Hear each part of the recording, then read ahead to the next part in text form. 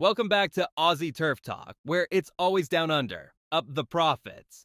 And today we've got a blockbuster recap from Randwick, where Australasia's reigning Queen of the Turf via Sistina showed once again why she's the mare to beat this spring.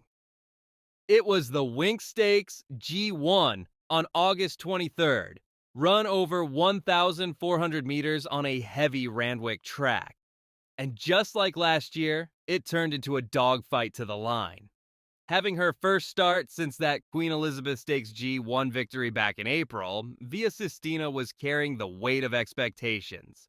Literally, as a Cox Plate heroine and a mare who equaled Winx's record of 7 Group 1s in a single season.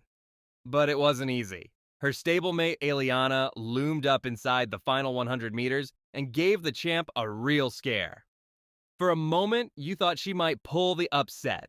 But with James McDonald cool as you like in the irons, Via Sistina dug in and found that little bit extra, edging clear by just over a neck. Arapaho was another length and a half back in third. The finish gave trainer Chris Waller flashbacks. He compared it to 2017, when Winx had to claw back her stablemate Fox Play to win this very race. And Waller was right. This was almost a carbon copy. Champions don't always win by big margins. Sometimes it's about sheer grit when it counts. Waller put it perfectly after the race.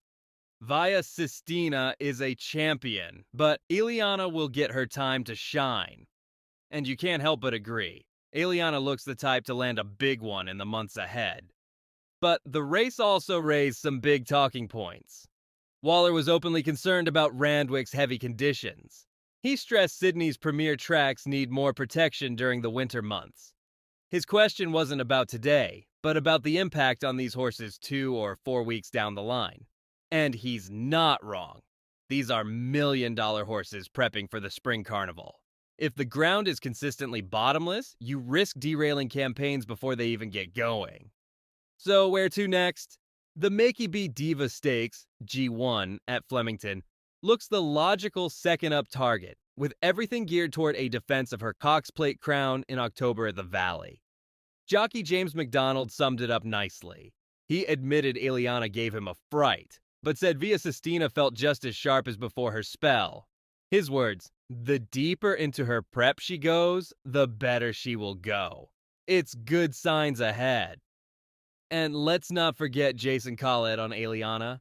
He was bullish too, saying she was a bit fresh and tardy out of the gates, but still chased one of the best mares in the world all the way to the post. That's the kind of performance that screams Group 1 winner in waiting.